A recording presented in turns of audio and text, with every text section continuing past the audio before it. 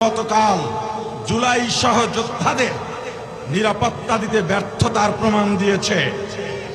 আমরা শুধু রাষ্ট্রীয় সংস্কার নয়, সামনে বাংলাদেশের বহুল প্রত্যাশিত নির্বাচন, এই সরকারের উপরে আমরা আস্থা রাখি না।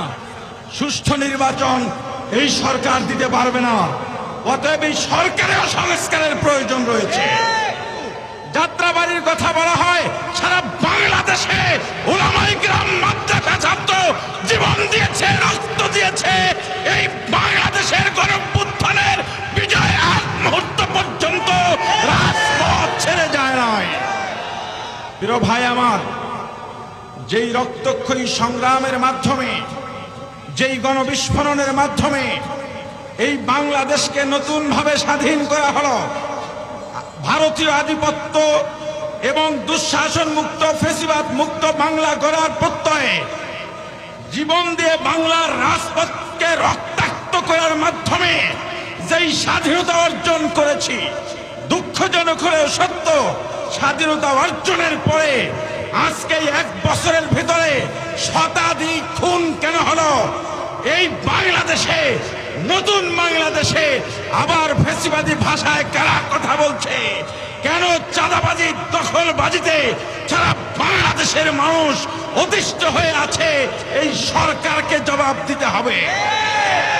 আমি মনে করি এই সরকার, আমরা যেই আশা, যেই প্রত্যাশা নিয়ে, যেই স্বপ্ন নিয়ে, যেই বিপ্লবের স্বপ্ন নিয়ে এই সরকারকে আমরা নির্বাচিত করেছিলাম, এই সরকার আমাদের আশা, আমাদের প্রত্যাশা, আমাদের স্বপ্ন পূরণে সম্পূর্ণরূপে ব্যর্থ হয়েছে। যার ফলশ্রুতিতে গোপালগঞ্জে গতকাল জুলাই সহ যোদ্ধাদের নিরাপত্তা দিতে ব্যর্থতার প্রমাণ দিয়েছে। আমরা শুধু রাষ্ট্রীয় সংস্কার নয়, সামনে বাংলাদেশের বহুল প্রত্যাশিত নির্বাচন, এই সরকারের উপরে আমরা আস্থা রাখি না। সুষ্ঠু নির্বাচন এই সরকার দিতে পারবে না। অতএব এই সরকারেও সংস্কারের প্রয়োজন রয়েছে।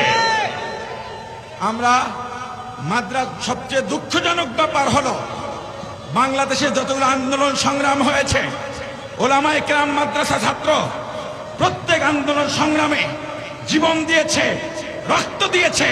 কিন্তু দুঃখজনক হলেও সত্য, প্রতিবার এই উলামায়ে কেরাম এবং মাদ্রাসার ছাত্রদের অবদানকে এড়িয়ে যাবার চেষ্টা করা হয়েছে। জুলাই সনদ শুধু ঘোষণা নয়, জুলাই সনদ সংবিধান অন্তর্ভুক্ত করে মোটা দাগে উলামায়ে মাদ্রাসার ছাত্রদের অবদানকেও স্বীকার করতে হবে। রাষ্ট্রীয় সংস্কার, মৌলিক সংস্কার, গণহত্যার বিচার, এর আগে এই বাংলাদেশে কোনো নির্বাচন হবে না।